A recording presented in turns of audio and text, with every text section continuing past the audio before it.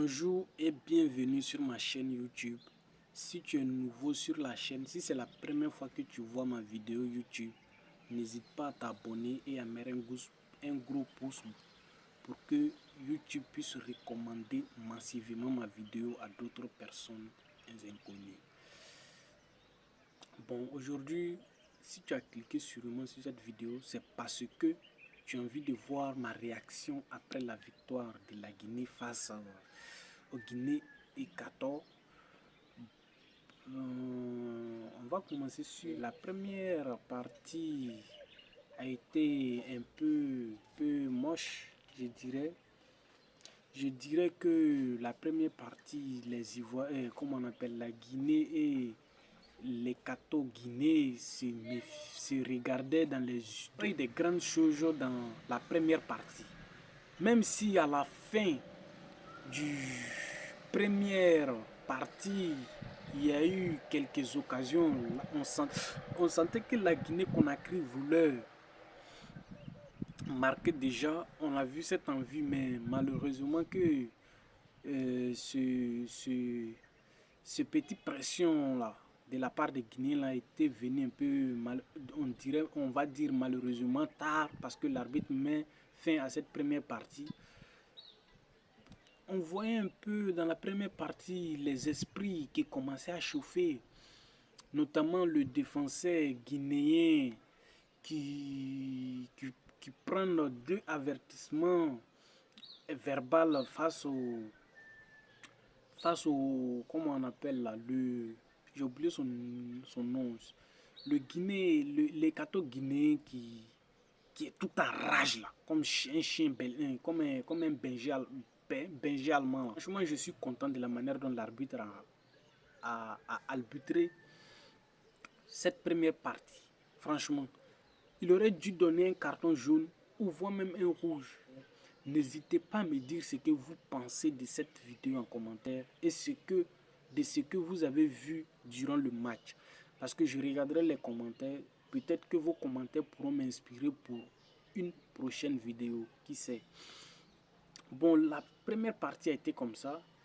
Ils se sont titillés un peu, mais ils n'ont pas osé aller jusque-là.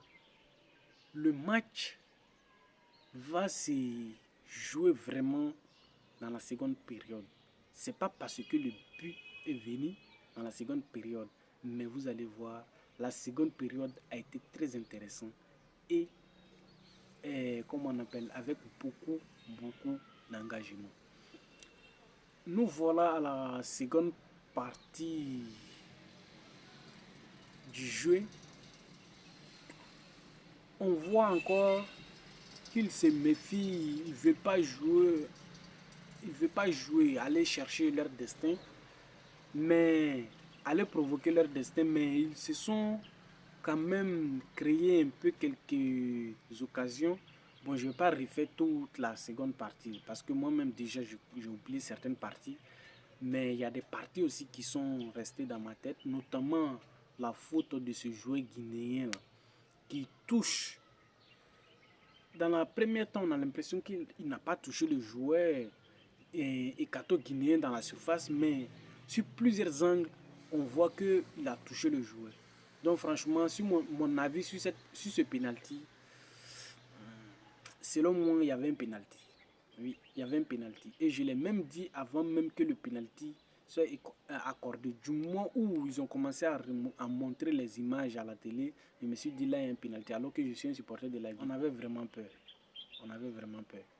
Franchement. Et malheureusement, comment on appelle, je dirais malheureusement pour les Équato-Guinéens, le penalty a été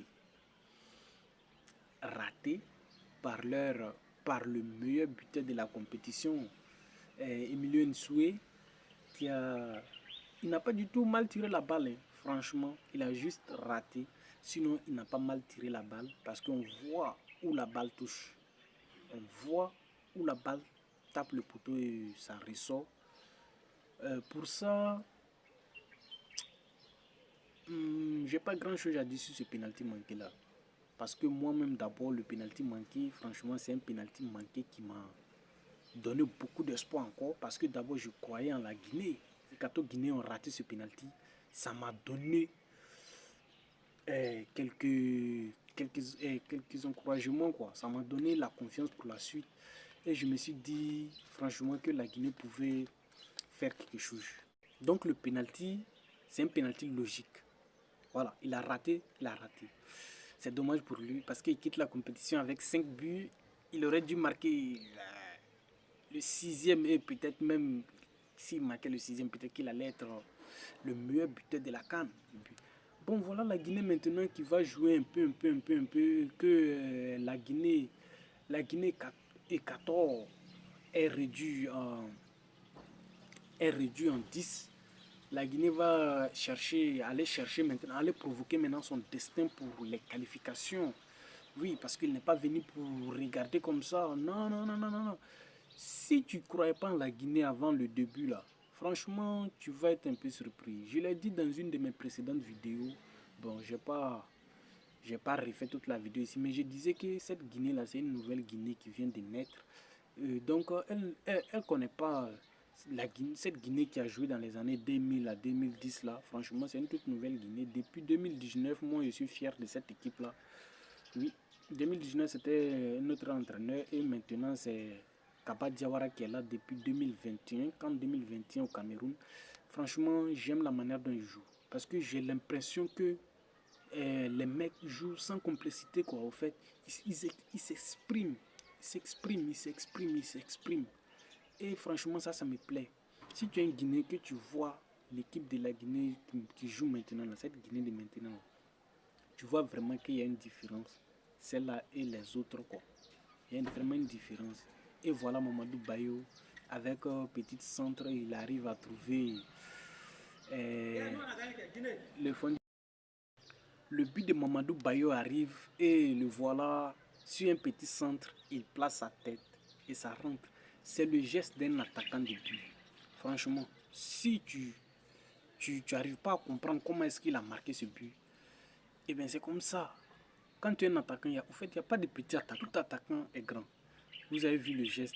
On centre la balle, il met sa tête, ça rentre au fond du filet et c'est fini. À la 98e minute, c'est là que la Guinée arrive à prendre l'avantage. Et Terrasso, cette équipe Guinée-Équateur, donc la main au sol. Non, non, non.